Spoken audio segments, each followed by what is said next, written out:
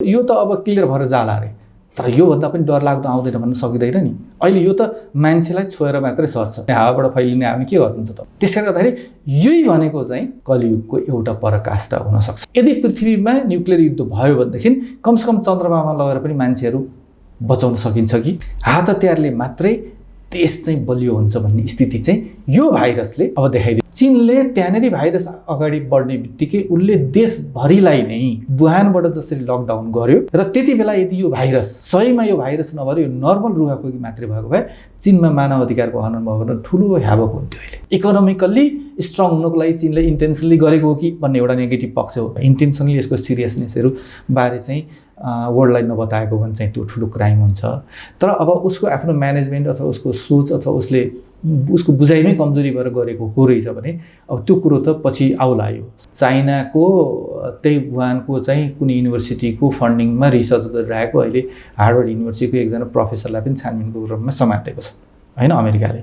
योभन्दा भित्र डेप्थमा गएर यो पोलिटिकल आरोप प्रत्यारोप मात्रै हो कि रियालिटीमा के हो भन्ने कुरोमा चाहिँ जान जरुरी देखिन्छ। हाम्रो जस्तो गरिब देशलाई धेरै छिटो इम्प्याक्ट पर्दैन।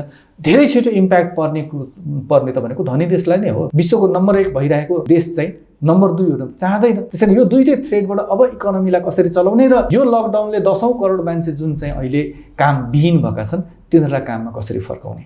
तपाईको धार्मिक रूपमा पनि र कल्चर रूपमा पनि धेरै ठुलो चेन्जहरू अब ल्याउँदैछ। शुक्रबार नमाज पढ्दाखेरि चाहिँ गला लाग्ने कि नलाग्ने, क्रिस्चियनहरूको विश गर्दाखेरि गालामा गाला टसाएर विश गर्ने सिस्टमहरू अब चेन्ज गर्ने कि नगर्ने, त्यो चाहिँ धर्मगुरुहरूले उनीहरूले नबुझेको कुरो हो।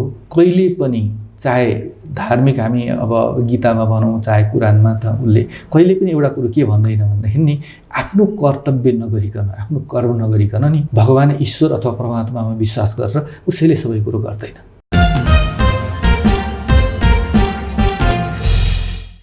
आदरणीय दर्शकहरू नमस्कार। नेपाल आजमा यहाँलाई स्वागत छ। म माधव गुरागाई। आज हामी एउटा नयाँ अन्तर्वार्ता श्रृङ्खलामा यहाँहरू समक्ष उपस्थित भइरहेका छौँ र आज हामीसँग हुनुहुन्छ डाक्टर सुनिल कुमार पोखरेल। उहाँले अमेरिकाको केनेसा स्टेट युनिभर्सिटी जर्जियाबाट पिएचडी गर्नुभएको छ। उहाँको विषय रहेको छ इन्टरनेसनल कन्फ्लिक्ट म्यानेजमेन्ट। आउनुहोस् उहाँलाई स्वागत गरौँ। यहाँलाई नेपाल आजमा स्वागत छ। नमस्ते। हजुर धन्यवाद। हाम्रो यो पूर्वीय दर्शनमा बिग्रिने र भत्किने श्रृङ्खलाहरू को बारेमा व्याख्या भएको देखिन्छ। अब अहिले हामीसँग कोरोना पेन्डेमिक हामीसँग छ। यो अवस्थालाई पूर्वीय दर्शनले कसरी व्याख्या गर्न सक्ला? माधवजी, मुख्य रूपमा अब पूर्वीय दर्शनमा हामीले सुनिरहेको बुझिरहेको कुरो के हो भनेदेखि विभिन्न युगहरू थिए। सत्ययुग, द्वापर, कलियुग, त्रेता भनेर अहिले हामी कलियुगमा छौँ भनेर हामीले बुझ्ने गरिरहेको त्यो धार्मिक ग्रन्थ अनुसारले। र हरेक युग चाहिँ निश्चित समयपछि समाप्त भएर नयाँ युगको सुरुवात हुन्छ भनेर हामीले धार्मिक रूपले हामीले बुझ्छौँ। र कलियुग पनि एउटा निश्चित टाइमपछि गएर जब पृथ्वीमा अनेक किसिमका नकारात्मक चिजहरू बढ्दै जान्छन् र त्यो नकारात्मक चिजहरू एउटा उच्च लेभलमा पुगिसकेपछि अनि यो कलियुग पनि समाप्त हुन्छ र नयाँ युगको सुरुवात हुन्छ भन्ने अब हाम्रो हिन्दू धार्मिक अनुसारले हामीले पाउँछौँ। त त्यो खतम हुने तरिका के हो त? के वास्तवमा कुनै ईश्वर अथवा कोही व्यक्ति कोही आएर हाम्रो युगमा भएका नकारात्मक कुरोहरू धेरै बढे त्यसरी यसलाई सिद्धाइदिनु पर्यो भनेर सिद्धाउने त होइन। त्यो नकारात्मकता र सकारात्मकता हामीभित्र छन्, हामीभित्रबाट जन्मिन्छन्। मैले बुझेको कुरो त्यो हो। त्यसको अर्थ के हो भनेदेखि एउटा कल्पना गरौँ, यदि तेस्रो विश्वयुद्ध भयो, हतियारको विश्वयुद्ध भयो भनेदेखि मलाई लाग्छ त्यो यदि त्यो चाहिँ न्युक्लियर युद्धको रूपमा अगाडि आयो भने यसले विश्वलाई ध्वस्त बनाउँछ र मानवहरू पनि सबै सिद्धिन्छन्। त्यसकारण त आज नयाँ किसिमको सोच साइन्सले के भनिरहेछ भने यदि त्यो किसिमको न्युक्लियर युद्ध भयो भनेदेखि हामीसँग भएका जति पनि न्युक्लियर वार हेडहरू छन् अहिले न्युक्लियर कन्ट्रीहरूमा, चाहे भन्नुहोस् अमेरिका भन्नुहोस्, चीन भन्नुहोस्, भारत, पाकिस्तान लगायत युके लगायत जोसँग न्युक्लियर वेपनहरू छन्, तिनीहरू वेपनहरू यदि सबै पड्काइदिने हो भने यो पृथ्वी त 10 पल्ट ध्वस्त गर्नलाई पनि पुग्छ। त्यति धेरै हात हतियार हामीले जम्मा गरिसकेका छौँ। यदि त्यस्तो भयो भने पनि मानव सभ्यतालाई कसरी बचाउन सकिन्छ भन्ने किसिमका रिसर्चहरू पनि सुरु भएका छन्। चन्द्रमामा मानव बस्ती बसाउने भनेको के हो? त्यसैको एउटा पाटो हो। यदि पृथ्वीमा न्युक्लियर युद्ध भयो भनेदेखि कमसेकम चन्द्रमामा लगेर पनि मान्छेहरू बचाउन सकिन्छ कि त्यसको लागि त्यहाँनिर मान्छेहरू बस्ने खालको केही डेभलप गर्ने हो कि या अरू कुनै ग्रहमा गर्ने हो कि लगायतको सोचहरू अहिले साइन्सले डेभलप गरिरहेछ। त्यति मात्र होइन, हामी भन्छौँ कि यो मानव सभ्यता अथवा मानव सबै सिद्धियो भनेदेखि हामीसँग के हुन्छ त, त्यसपछिको सृष्टि, त्यसपछिको नयाँ मानव नयाँ सभ्यता डेभलप गर्दाखेरि हिजो यो सिद्धिसकेको सभ्यताको के चिज हामीले नयाँलाई दिने त भन्दाखेरि डेटा। त्यसकारण अहिले के भनिन्छ भन्दाखेरि सबैभन्दा इम्पोर्टेन्ट कुरो डेटालाई कसरी सुरक्षित गर्ने भनेर अहिले यो सोसियल डेटाहरू, मानवका डेटाहरू, कन्ट्रीका डेटाहरू, यो सबै किसिमका डेटाहरू टेलिकम्युनिकेसन सिस्टमभित्र जुन रहन्छ त्यो डेटाहरू त इभन अहिले त समुद्र तल पण्डुबीहरू जसरी बस्या हुन्छन् त्यसरी समेत डेटालाई सुरक्षित गरेर राख्ने चलन छ, जहाँ न्युक्लियरको कुनै पनि वारले चाहिँ त्यसलाई समाप्त पार्न नसकोस्। त्यसै गरी एउटा त यो हुनसक्छ। अर्को के हुनसक्छ भने यस्तै पेन्डेमिकहरू जस्तो कोरोना भाइरस आयो, यो कुनै भगवान्ले ल्याएको त होइन नि, तर कलियुग समाप्त भयो भने कसरी हुनसक्छ त भन्दाखेरि एउटा तपाईँ हामी बिचमा भएको वारले हुनसक्छ, अर्को यस्तो किसिमको कुनै भाइरस अथवा कुनै केही चिज आउन सक्छ। किनभने हामीले त अहिले साइन्सले के भनिरहेछ भने हरेक वर्ष 100वटा जीवहरू चाहिँ तपाईँको भ्यानिस भएर गइरहेछ। किनभने हाम्रो इन्भाइरोमेन्ट, हाम्रो यो के अरे वेदर र हामीले गरेको नकारात्मक विकृतिहरू जुन हामीले पृथ्वीमा छरिरहेछौँ त्यसले गर्दाखेरि हरेक वर्ष 100वटा चाहिँ तपाईँको जीवहरू चाहिँ पृथ्वीबाट भ्यानिस भइरहेछ। तर सँगसँगै थुप्रै जीवहरू पनि नयाँ जीवहरू उत्पन्न पनि भइरहेको हुनुपर्छ जुन हामीलाई थाहा छैन। किनभने यो जीवहरू जुन आइरहेछ यो त विभिन्न किसिमको इन्भाइरोमेन्टको त्यो पर्टिकुलर टाइमिङ, पर्टिकुलर ठाउँ, पर्टिकुलर त्यहाँनिर भएको वेदर, पर्टिकुलर त्यो ठाउँका विभिन्न क्यारेक्टरहरूबाट उत्पन्न भएको त हो जीवहरू भनेको त। त्यसैले त्यो पनि भइरहेको हुनसक्छ। तर यो पेन्डेमिक जसरी आयो कोरोना भाइरस, यस्तै किसिमको केही चिज भोलि यो त अब क्लियर भएर जाला अरे, तर योभन्दा पनि डरलाग्दो आउँदैन भन्न सकिँदैन नि। अहिले यो त मान्छेलाई छोएर मात्रै सर्छ, भोलि यस्तो चिज आउँछ जो मान्छेलाई छोएर सर्नु नपर्ने हावाबाट फैलिने हामी के गर्नुहुन्छ तपाईँ। त्यसले गर्दाखेरि यही भनेको चाहिँ कलियुगको एउटा पराकाष्ठा हुनसक्छ, जुन धार्मिक ग्रन्थहरूमा जसले लेखे हिजो उनीहरूले चाहिँ ईश्वरबाट हुने हो कि भनेर पनि इन्डिकेट गर्न खोजेका छन्। तर त्यो ईश्वर भन्नेको कुरो के हो भने तपाईँ हाम्रो द्वन्द्वबाट निस्किने चिजहरू हो। त्यो भनेको चाहिँ वार द्वन्द्व हुनसक्छ, त्यो भनेको यस्तै कुनै पेन्डेमिक पनि हुनसक्छ। अब यो नयाँ सुरुवातको सम्भावना यहाँले कतिको देख्नु भएको छ नि? ह्युमेन माथि नै थ्रेट हुने खालको पेन्डेमिक आयो भने पनि त्यो ह्युम्यानिटी कसरी बचाउने, जीव जन्तुहरू कसरी बचाउने, नयाँ सृष्टि कसरी गर्ने, अब त्यो सृष्टि भगवान्ले आएर गर्ने भन्दा पनि हामीले गर्नुपर्ने हुन्छ। त्यो गर्ने भनेको कसरी भने मैले अघि नै भने नि चन्द्रमामा बसाउने हो कि या कुनै यस्तो ठाउँहरूमा बसाउने हो कि जहाँ कुनै पनि पेन्डेमिकले चाहिँ त्यसलाई इफेक्ट नपर्ने, कुनै पनि न्युक्लियर वार भयो भने त्यसलाई इफेक्ट नपर्ने, त्यो अन्डरग्राउन्ड पनि हुनसक्छ, त्यो अन्डर सीमा पनि हुनसक्छ, त्यो पृथ्वी बाहिरको कुनै ग्रहमा पनि हुनसक्छ। अब नयाँ सुरुवात कसरी हुन सक्ला या के सम्भावना देख्नु भएको छ यहाँले? हामीले धेरै जसोले चाहिँ हामीले इकोनोमिक इम्प्याक्टको कुरो गरिरहेछौँ, तर यो इकोनोमिक इम्प्याक्ट त एउटा ठुलो इम्प्याक्टको रूपमा आउँछ यो।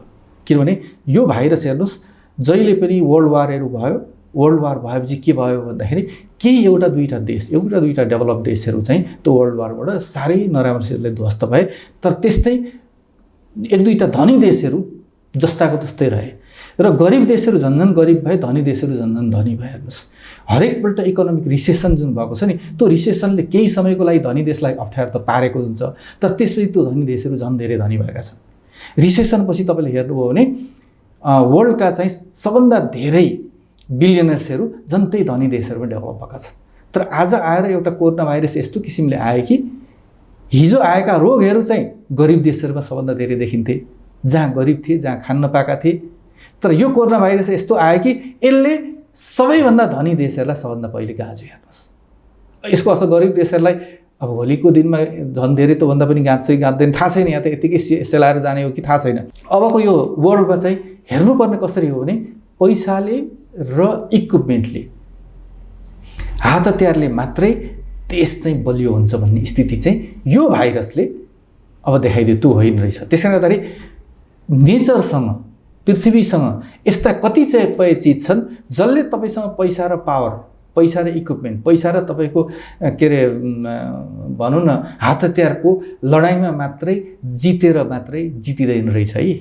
यस्तो किसिमको रोगले टोटल्ली अहिले वर्ल्डको पोलिटिक्स र वर्ल्डको चाहिँ पावर स्ट्रक्चर नै चेन्ज गरिदिन सक्ने स्थिति देखिएको छ अहिले। तर चीनमाथि त शङ्का गर्ने प्रशस्त आधारहरू छन् नि। उदाहरणको लागि चीनको वुहानभन्दा बाहिर त त्यति धेरै फैलिएको देखिँदैन, बेजिङतिर गएन, इन्टरनेसनल फ्लाइटहरू पनि चीनले डोमेस्टिकमा लकडाउन गरे पनि विदेशमा त उडिराख्यो। चीनले पूर्व जानकारी पनि धेरै दिएन, बाहिर विश्वलाई यो भाइरसको बारेमा लुकायो। एउटा पोजिटिभ पक्ष, एउटा नेगेटिभ पक्ष। नेगेटिभ पक्ष तपाईँले भने जस्तै अब उसले टाइम लिने खबर गरे कि गरेन यसको सिरियसनेसबारे उसले बुझेर पनि खबर नगरेको कि या त उसले आफैले बुझाएको थिएन कि अरू भाइरस जस्तो उसले ठानेको थियो कि या त बुझेर पनि अरू ध्वस्त हुन्। त्यति बेलासम्म म चाहिँ मेरो बुहानमा मात्रै परेछ, म कन्ट्रोल गरेर म इकोनोमीलाई मेन स्ट्रिममा ल्याइहाल्छु, इकोनोमिकली म झन् स्ट्रङ हुन्छु भन्ने उसको भित्री नियत थियो कि हामीलाई थाहा छैन। किनभनेदेखि उसले कुन टाइममा खबर गर्यो, त्यो टाइममा खबर गरेपछि WHO ले त्यो कुरोहरू सबै सिरियसली बाहिर भन्यो भने नि यी जम्मै कुरो एक देशले अर्को देशलाई लगाइरहेको आरोपको रूपमा मात्र अहिलेसम्म हामीले बुझिरहेछौँ। एक्ज्याक्टली के भएको हामीलाई थाहा छैन। तर अर्को पोजिटिभ पक्ष यदि हामीले सिक्ने हो भने नेगेटिभ चाहिँ इकोनोमिकल्ली स्ट्रङ हुनुको लागि चीनले इन्टेन्सनली गरेको हो कि भन्ने एउटा नेगेटिभ पक्ष हो।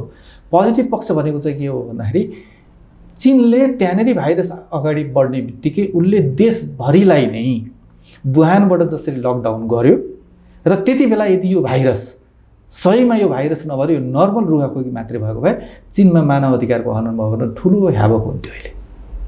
किनभनेदेखि अमेरिका लगायत कतिपय देशले त त्यहाँनिर मान्छेलाई हिँडडुल गर्न दिएन। मान्छेको नैसर्गिक अधिकार भनेको त मान्छे हिँडडुल गर्न पाउने हो। मानव अधिकारको म्यासिभ उल्लङ्घन गर्यो चीनमा कम्युनिस्टहरूको देश भएकोले भनेर त आरोप लगाएकै थिए। तर यो भाइरस यति खतरा भएर आयो कि अब चीनमाथि अर्को एउटा आरोप आइरहेछ के भनेदेखि उसले टाइमली यसको सिरियसनेसबारे खर्च भने कि भनेन। बाहिरी विश्वलाई यो भाइरसबारे जानकारी दिने डक्टरलाई चाहिँ कारवाही गरियो नि त। त्यो त अब ठुलो मिस्टेक जस्तो देखिन्छ त्यहाँले। किन भन्नु न, जुन डक्टरले यो भाइरसको सिरियसनेसलाई बुझ्यो, मलाई लाग्छ त्यो सिरियसनेस त्यहाँको पोलिटिकल सिस्टम अथवा त्यहाँको अरू डक्टरले अथवा त्यहाँको म्यानेजमेन्टले बुझेन। त्यो इन्टरनल कन्फ्लिक्ट त्यसरी डेभलप भएको हो। तर पछि आएर बल्ल त्यो डक्टर चाहिँ ठिक रहेछ, उनको मृत्युपछि त्यो डक्टरलाई चाहिँ एप्रिसिएट गर्ने काम भयो। तर सुरुमा त त्यो डक्टरले भन्ने बित्तिकै त्यसको सिरियसनेस चाहिँ यति नै हो भनेर गरेको भए त मलाई लाग्छ वुहानबाट पनि भाइरस जुन बाहिर गयो वर्ल्डको विभिन्न देशहरूमा यसरी त जाँदैन थियो होला।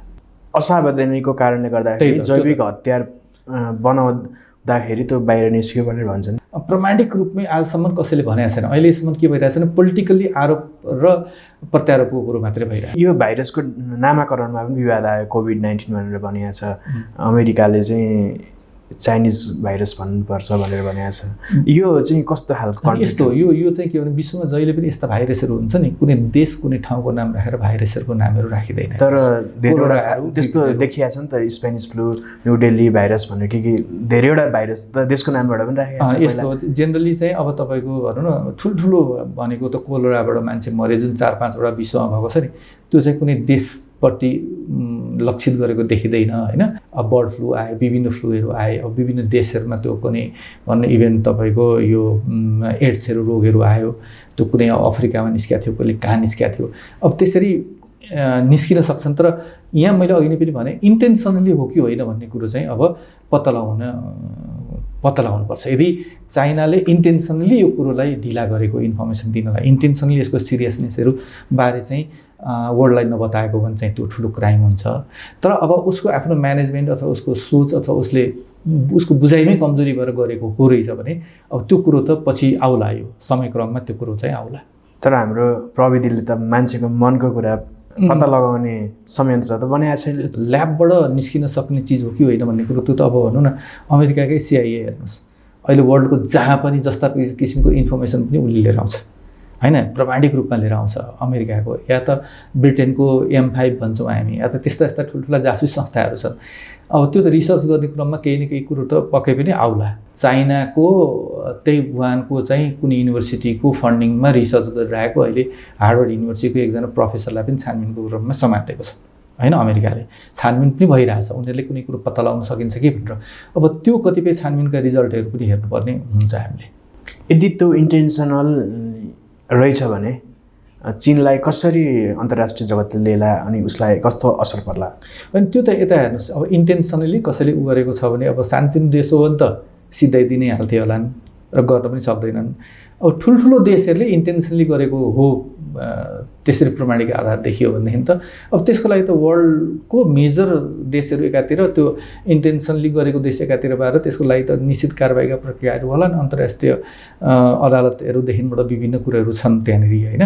तर अब मुख्य रूपमा अहिलेसम्म चाहिँ यो पोलिटिकल आरोप प्रत्यारोपको रूपमा मात्रै छ। योभन्दा भित्र जानुपर्छ, योभन्दा भित्र डेप्थमा गएर यो पोलिटिकल आरोप प्रत्यारोप मात्रै हो कि रियालिटीमा के हो भन्ने कुरोमा चाहिँ जान जरुरी देखिन्छ। अब आगामी दिनमा यो कोरोना भाइरसकै कारणले गर्दाखेरि वर्ल्ड पोलराइजेसन हुन सक्ने सम्भावना छ कि छैन? त्यो त निश्चित छ। हेर्नुहोस्, किनभनेदेखि अबको द्वन्द्व भनेको पहिले पनि त्यही हो, तर अबको द्वन्द्व झन् दह्रो रूपमा इकोनोमिक रूपमा चाहिँ जान्छ। अहिले यो कोरोना भाइरसले के गर्यो भनेदेखि लकडाउनको कारणले गर्दाखेरि इकोनोमीमा धेरै ठुलो इम्प्याक्ट परेको छ। यो कोरोना भाइरसले भएको लकडाउनबाट विश्वका बिलियनर्सहरूलाई खासै फरक पर्दैन। उनीहरूको सम्पत्ति घटबड भएर उनीहरूको लाइफस्टाइल, उनीहरूको फ्यामिली, उनीहरूको सबै कुरोमा त्यति ठुलो इम्प्याक्ट पर्दैन। उनीहरूको साइकोलोजीमा पर्ने हो, मसँग 200 बिलियन थियो अहिले 100 बिलियन भएछ भन्ने साइकोलोजी मात्रै हो। तर रियल्ली मजदुर वर्गको कुरो गर्ने हो भने चाहिँ के हो भनेदेखि उनीहरूले भोलि गएर सामान किन्न सक्ने क्षमता उनीहरूको गुमाएर जान्छ। अहिले अमेरिकाकै केस भन्नु भने त्यहाँ 10 करोडभन्दा बढी मान्छेहरू चाहिँ अब बिस्तारै बिस्तारै बेरोजगारको स्थितिमा पुगेर काम नपायो भने अब के गर्ने, कसरी खाने, कसरी डे टु डे लाइफ गर्ने, कसरी ब्याङ्कको चाहिँ लोनहरू तिर्ने, कसरी किस्ताहरू तिर्ने, त्यो स्थितिबाट गुज्रिने स्थिति छ यदि यो लकडाउन टाइममा अब खुल्न सकेन, अझै 2-4 महिना लम्बियो भने। त्यो देशहरूभित्रको इकोनोमीको डामाडोलले गर्दाखेरि जुन लेबर फोर्स छ, जुन एउटा वर्किङ क्लास छ, त्यो वर्किङ क्लासलाई चाहिँ धेरै ठुलो अब समस्या पर्ने देखिन्छ। त्यस कारणले गर्दाखेरि पनि कहिलेकाहीँ भनिन्छ नि, यो जहिले पनि इकोनोमिक रिसेसन आउने या यति ठुल्ठुलो पेन्डेमिकहरूले पर्ने इफेक्टमा साना देशलाई त्यति छिटो इफेक्ट पर्दैन। किन पर्दैन भने हाम्रो देशमा प्रोडक्सन त केही पनि छैन नि। प्रोडक्सन प्रशस्त भएर हाम्रो देशले अरू देशमा सप्लाई गरेको हाम्रो देशलाई धेरै ठुलो अप्ठ्यारो पर्थ्यो। किनभने लकडाउन छ, सप्लाई बाहिर गएन, हाम्रो त आफैलाई खान पुगेको थिएन। अब त के हुन्छ भने प्रोडक्सन देशभित्र भयो भने देशलाई त फाइदा हुनसक्छ, गर्न सक्छौँ कि सक्दैनौँ भन्ने हाम्रो कुरो हो। त्यसै गर्दाखेरि हाम्रो जस्तो गरिब देशलाई धेरै छिटो इम्प्याक्ट पर्दैन।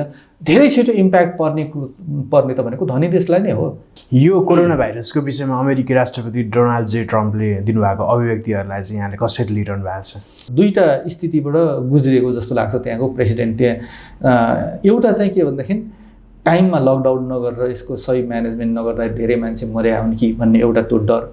अर्को चाहिँ लकडाउन नै यसको औषधि उपचार हो, लकडाउन नै धेरै गर्ने हो भनेदेखि गरिब मान्छेहरू जो चाहिँ काम गर्न जान सक्दैनन् उनीहरू झन् धेरै मर्ने एकदम ठुलो ह्याभोक हुने स्थिति।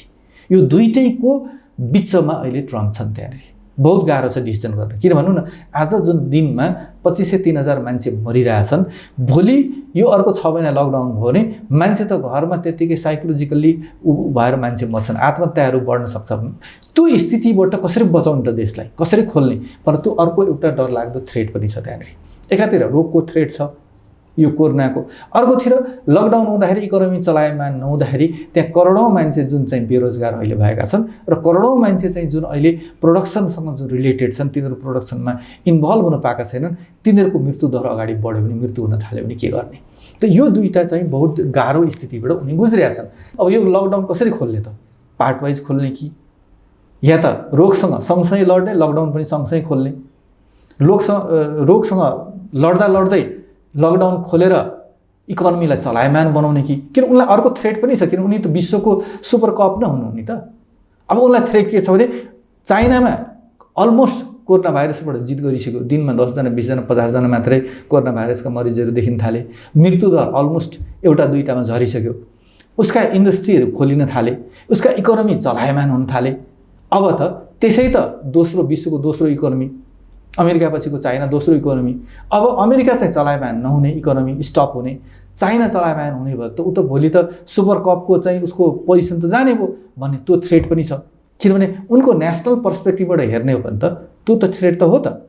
विश्वको नम्बर 1 भइरहेको देश चाहिँ नम्बर 2 हुन चाहँदैन।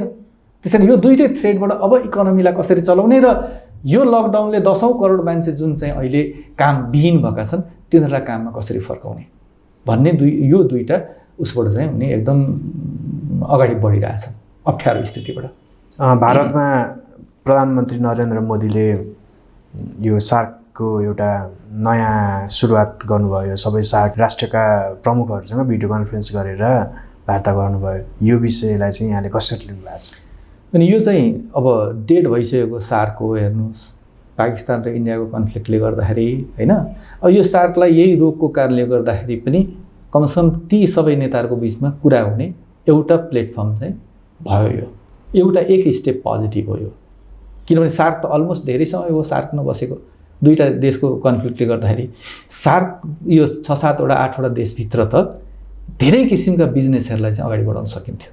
इन्डिया बाहेक यो सार्क लास्टमा हेर्नु त सबैको इकोनोमी चाहिँ डाउनहोल छ, सबैको चाहिँ के अरे यो आयात र निर्यातमा चाहिँ ठुलो खाडल छ, अनब्यालेन्स छ सबै, र सबैको पोजिटिभ ब्यालेन्स कोसँग छ?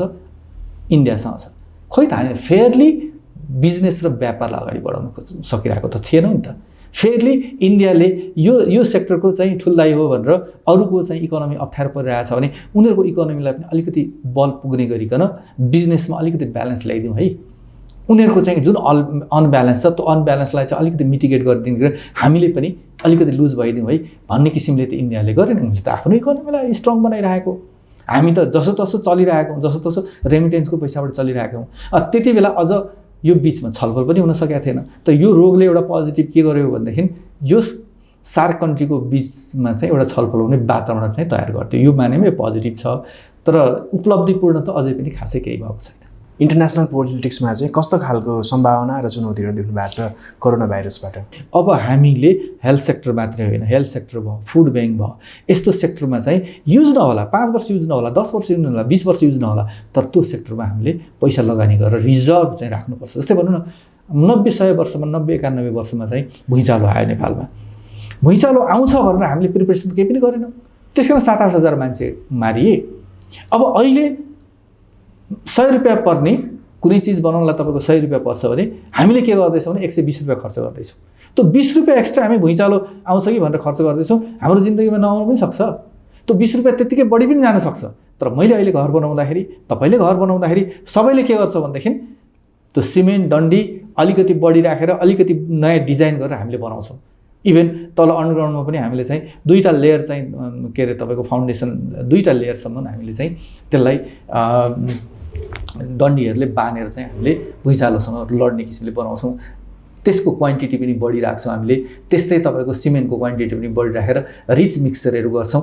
पैसा त बढी खर्च भयो, तर हाम्रो लाइफमा आएन कि फेरि भुइँचालो, त्यो त युजलेस भयो नि त भन्ने एङ्गलबाट थुप्रै देशहरूले स्वास्थ्य सेक्टरबाट चाहिँ तपाईँको इन्भेस्टमेन्ट हटाए, तर त आउन सक्दो रहेछ। अब यसले के गर्छ भने तपाईँले जसरी भुइँचालोबाट प्रोटेक्सनको लागि हामीले स्ट्रक्चरहरूलाई रिस्ट्रेन्थेन गऱ्यौँ हामीले।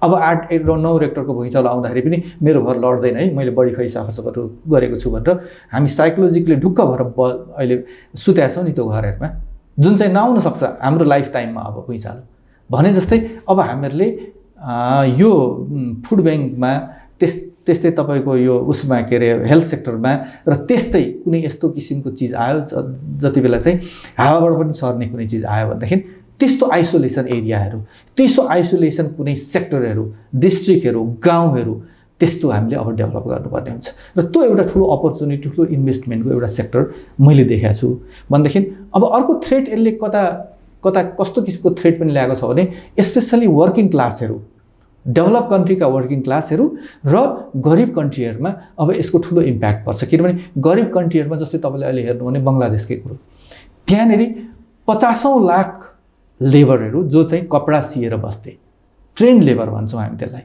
कपडाहरू सिएर बस्थे, जसको कपडाहरू तपाईँको सर्ट प्यान्टदेखिबाट लिएर लुगा कपडाहरू सबै अमेरिका युरोपमा जान्थ्यो। आज सबै मेसिनहरू बन्द छन् त्यहाँनिर। अब कहिले त्यो अर्डर आउने र कहिले त्यो सप्लाई हुने हो थाहा छैन। त्यसले गर्दा यो एउटा ठुलो थ्रेड पनि हामी यसबाट अगाडि बढिरहेछौँ त्यो थ्रेडबाट। र सँगसँगै अब यसले तपाईँको धार्मिक रूपमा पनि र कल्चर रूपमा पनि धेरै ठुलो चेन्जहरू अब ल्याउँदैछ। यसले धेरै मुस्लिम राष्ट्रहरूको धर्मगुरुहरूले चाहिँ के पनि बताउने गर्नुभएको छ भने भगवान्लाई विश्वास गरेर, अल्लाहलाई विश्वास गरेर कोरोना भाइरस, अल्लाहलाई विश्वास गरेको मान्छेलाई कोरोना भाइरसले छुँदैन भन्ने प्रकारको अभिव्यक्तिहरू पनि धेरैले दिन थालेका छन्। यो विषयलाई चाहिँ अब हेर्नुहोस्, यो चाहिँ धर्मगुरुहरूले उनीहरूले नबुझेको कुरो हो। कहिले पनि चाहे धार्मिक हामी अब गीतामा भनौँ चाहे कुरानमा त उसले कहिले पनि एउटा कुरो के भन्दैन भन्दाखेरि नि आफ्नो कर्तव्य नगरिकन, आफ्नो कर्म नगरिकन नि भगवान् ईश्वर अथवा परमात्मामा विश्वास गरेर उसैले सबै कुरो गर्दैन। हामीले कर्म नगरेर भगवान्लाई मानेर डोकोमा दुध दुहेर डोकोमा त अडिँदैन नि दुध। दुध अडिनको लागि सबभन्दा पहिले बाल्टी थाप्नुपर्छ, अनि दुध चाहिँ बाहिर नजाओस् भनेर मैले दुहुँदाखेरि चाहिँ बाल्टीभित्र दुहुने मैले टेक्निक डेभलप गरेँ भने त्यो अडिन्छ। त्यति बेला परमात्मा पनि खुसी हुन्छन्। तर मैले डोको राखेर चाहिँ दुध दुहुन थालेर परमात्मा यो दुध चाहिँ डोकोबाट तल नजाओस् भन्यो भने त कुनै पनि परमात्माले आएर बचाउनेवाला छैनन्। र अहिले कोरोना भाइरसले एउटा के रियलिस्टिक रूपमा के चाहिँ बताइदियो भन्दाखेरि तपाईँले कर्म नगरिकन तपाईँ भगवान्माथि अन्धविश्वास गरेर मात्रै तपाईँ बस्नुभयो भने, चाहे त्यो तपाईँको क्रिस्चियन होस्, चाहे हिन्दू हुन्, चाहे मुस्लिम हुन्, चाहे अरू कुनै पनि धर्मका मान्छेहरू हुन्, त्यसरी बाँच्न सकिँदैन भन्ने कुरो देखायो। त्यसैले त आज हेर्नुहोस् त 10औं लाख मान्छेहरू के अरे त्यो तिरुपति बालाजीमा तपाईँको 2 दिन 3 दिनसम्म लाइनमा लाग्नुपर्छ। राति मान्छेहरू के अरे सुत्ने बस्ने खाने ती गर्छन् लाइनमा लाग्दाखेरि, निश्चित पर्वको बेलामा 7-8 घन्टा लाइन त जहिले पनि लाग्नुपर्छ। त्यस्तो ठाउँहरूमा त्यत्रा जाम हुने मान्छेहरू गएर जाने मन्दिरहरूमा अब मन्दिर नयाँ खोल्दाखेरि कसरी खोल्ने त यो कोरोना भाइरसको कारणले? अब मान्छेहरूले त्यहाँ दर्शन कसरी गर्ने त? त्यो दर्शन गर्नलाई अब टिभीको सहारा लिने हो कि लाइभ दर्शन गर्नलाई त्यो भिडभाडमा जाने? ज्यानको त माया हुँदो रहेछ नि त। तपाईँको मुस्लिमहरूकै हेर्नुहोस् त, त्यो मक्का मदिनामा त्यहाँ 10औं लाख मान्छेहरू जम्मा हुन्छन्, भिड हुन्छ, त्यस्तै मान्छे एकले अर्कालाई टाँसेर हिँडिरहेका हुन्छन्। अब त्यो टाँसिने कि नटाँसिने? शुक्रबार नमाज पढ्दाखेरि चाहिँ गला लाग्ने कि नलाग्ने? या क्रिस्चियनहरूको विस गर्दाखेरि गालामा गाला टसाएर विस गर्ने सिस्टमहरू अब चेन्ज गर्ने कि नगर्ने? भनेपछि यसले त के हो भने एउटा धार्मिक परम्परा जुन थियो नि, यो त परम्परा न हो, हाम्रो बिलिभनेस न हो, 200, 300, 400 वर्षदेखिबाट आइरहेको एउटा परम्परा न हो। यो परम्परामा अब ब्रेक लगाउनेछ यसले। हेर्नुहोस्, किनभने आज यो कोरोना भाइरसको खोप निस्केपछि पनि होइन फेरि जस्ताको तस्तै हुन्छ, अब हुँदैन। यो सोसाइटी अगाडि बढिसक्यो। अहिले भनौँ न, आमाको मुख हेर्ने दिन भर्खर गयो। हिजो थुप्रै मान्छेहरू आमाको मुख हेर्ने दिनमा जान सकेनन्। कोही जान सक्ने मान्छेले पनि फलफुल लिएर जाने कि नजाने डर भयो। त्यही फलफुलबाट कोरोना भाइरस पो जान्छ कि?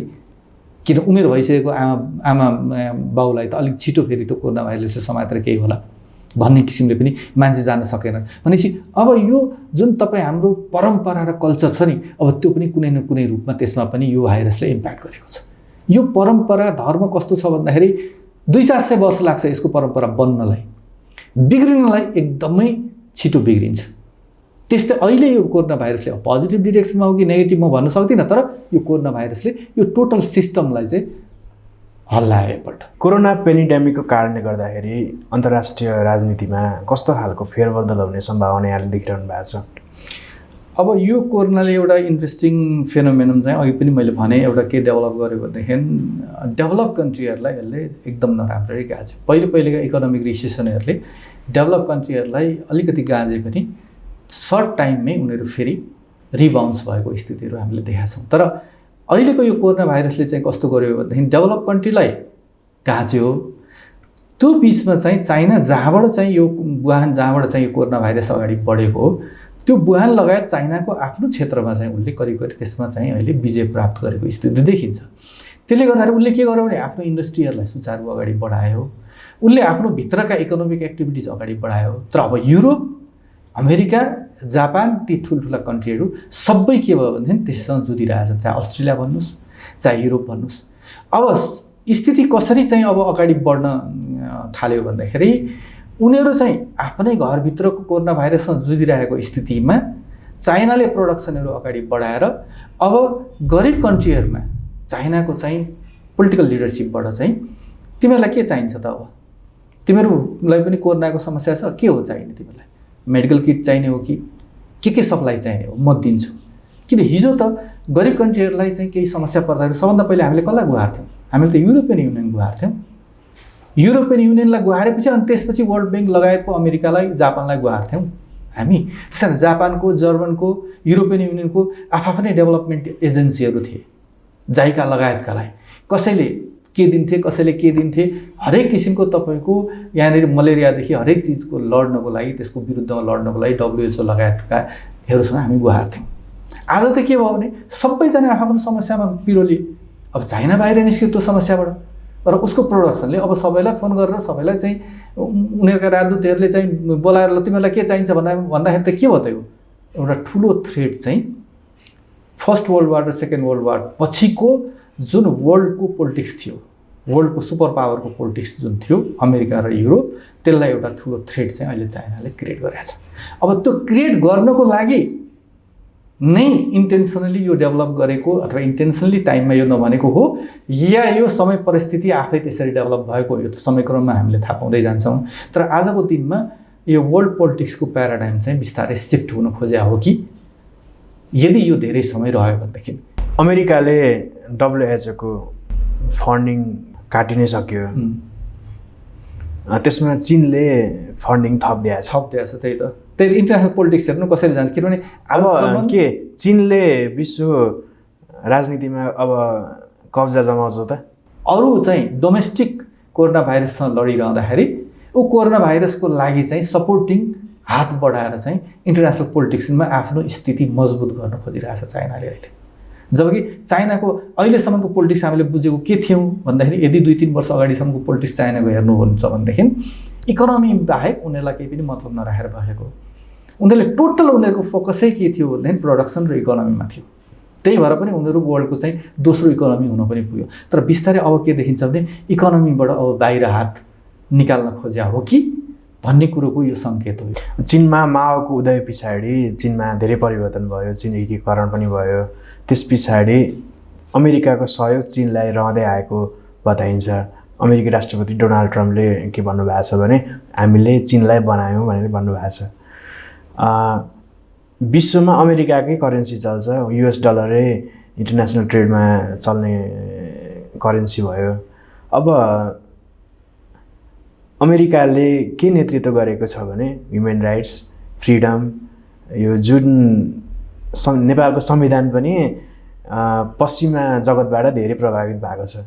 अब यो एउटा कोरोनाकै कारणले गर्दाखेरि सबै कुराहरू विचारदेखि लिएर पोलिसीदेखि लिएर ट्रेडदेखि लिएर सबै कुराहरू परिवर्तन हुने सम्भावना कतिको देख्नुहुन्छ यहाँले?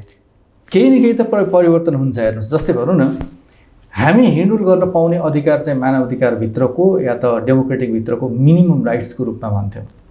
जेलभित्र बस्दाखेरि मलाई बरु एक छाक खान म भोकै बस्छु तर म जेल जीवन बिताउन चाहन्न भन्ने ठुल्ठुला के अरे हाम्रो नेताहरूको चाहिँ पङ्क्तिहरू आज पनि हामी पढ्छौँ। तर आज हामी 28-30 दिनबाट जेल जस्तै जीवन बिताइरहेछौँ भनेपछि त यो आवश्यकताले तपाईँ कहिलेकाहीँ त्यो मानव अधिकार हनन गर्न तपाईँ आफै तयार भइराख्नु भएको छ। तपाईँको स्वतन्त्र रूपले हिँडुल गर्ने, स्वतन्त्र रूपले बिजनेस व्यवसाय गर्ने तपाईँको अधिकार हो। त्यो राज्यले आज के भन्यो भने त स्वतन्त्र रूपले हिँड्न पाउँदैनस्, त स्वतन्त्र रूपले व्यापार गर्न पाउँदैनस्, त पसल खोल्न पाउँदैनस्, जुन आज भन्यो नि त्यसलाई हामीले एक्सेप्ट गरिरहेछौँ। खोइ त मानव अधिकारको त पोइन्ट हनन भएको भनेपछि यसले कहीँ न कहीँ रूपमा तपाईँको टोटल यो विचारको प्याराडाइम छ नि त्यसमा कहीँ न कहीँ यसले क्वेसन त गर्दैछ। तथापि डेमोक्रेसीभित्रका केही नर्म्सहरूमा यसले तलमाथि गरे पनि टोटालिटीमा यसको इफेक्ट कति पर्छ अझै हेर्न बाँकी छ। तर चाइनाको कोसिस के हुनसक्छ भनेदेखि हिजोदेखिबाट उसले पोलिटिकल्ली जुन चाइनाभित्र पोलिटिकल फ्रिडमलाई उसले जुन त्यहाँनिर दिया छैन नि त्यो कुरोलाई अब लेजिटिमेस कि रूपमा चाहिँ त्यो ठिक हो भन्ने प्रमाणित गर्नको लागि उसको एक किसिमले भन्यो भने उसको कोसिस हुनसक्छ। तर पोलिटिकल फ्रिडम भनेको त्यो मात्रै होइन, कहिलेकाहीँ यस्ता समस्याहरू हुन सक्छन्। जस्तै कर्फ्यूमा पोलिटिकल्ली हामीले फ्रिडमलाई रोकेकै हुन्छ। आज कर्फ्यू त होइन तर मान्छेको ज्यान जब जोखिममा परिसकेपछि यो पोलिटिकल फ्रिडमलाई हामी आफै सेल्फ रूपमा हामी के गरिरहेछौँ भनेदेखि हामी रोक्न चाहिरहेछौँ। त्यसैले कहीँ न कहीँ यो विचारहरूको जुन फ्लो छ त्यसमा कहीँ न कहीँ केही चेन्ज अब बदलाव आउन जरुरी छ। अब बदलाव हुन्छ होला। विचारको परिवर्तन सँगसँगै नेपाल जस्तो अन्य मुलुकहरूले जुन डेमोक्रेटिक मुलुकहरू छन् संसारमा तिनीहरूमा पनि अब के उत्तर कोरियाको जस्तै कम्युनिस्ट शासन लागू हुन्छ त? त्यो त हुँदैन। उत्तर कोरिया भनेको फेरि अर्को एक्सट्रिम इक्जाम्पल हो। त्यो इक्जाम्पल लिएर हामी जान सक्दैनौँ। तर चीनको त त्यस्तै देखिन्छ नि त। उत्तर कोरिया र चीनमा धेरै कुरोको गुणात्मक रूपमै फरक छ। चीनमा पोलिटिकल फ्रिडम मात्र रोकिएको हो, अरू धेरै किसिमका फ्रिडमहरू दिएका छन् पोलिटिकल फ्रिडम बाहेक। उत्तर कोरियामा टोटली सबै किसिमको फ्रिडम रोकिएको हुन्छ, सबै किसिमका तपाईँको। किनभने चीनमा तपाईँको न्युज हेर्न पाइन्छ, उत्तर कोरियामा न्युज हेर्न पाइँदैन। भनेपछि धेरै किसिमको फ्रिडम भनौँ अलमोस्ट तपाईँको 1-2% बाहेक कुनै फ्रिडमै छैन होला उत्तर कोरियामा। तर चीनमा चाहिँ पोलिटिकल फ्रिडममै क्वेसनेबल हो होइन उनीहरूको। त्यसले गर्दाखेरि अब यो कोरोना भाइरसको यो लकडाउनको जुन इस्युजहरू छ नि, यसले चाहिँ मानव अधिकारका केही न केही पोइन्टहरू र पोलिटिकल फ्रिडमका केही न केही पोइन्टहरू चाहिँ चेन्ज होलान्। टोटालिटीमा चेन्ज हुँदैन। टोटालिटीमा मेरो विचारको स्वतन्त्रता जुन हो नि, विचारको स्वतन्त्रता, न्युजको स्वतन्त्रता, आफ्नो विचार राख्न पाउने स्वतन्त्रता, त्यस्ता केही स्वतन्त्रताहरूमा अझै पनि त्यो बेसिक कुराहरूमा चेन्ज चाहिँ हुँदैन। हस् त, यहाँले हामीलाई समय दिनुभयो। यो पहिलो श्रृङ्खला आजलाई यति नै गरौँ। नेक्स्ट एपिसोडमा हामीले डोमेस्टिक पोलिटिक्सको बारेमा कुरा गर्नेछौँ। हस्, हुन्छ, धन्यवाद। एक्सक्लुसिभ इन्टरभ्यू, रोचक र ज्ञानवर्धक सूचनाका लागि नेपाल आज सब्स्क्राइब गर्नुहोस्। हाम्रा भिडियोहरू सुरुमै हेर्नका लागि क्लिक गर्नुहोस् यो घन्टीमा।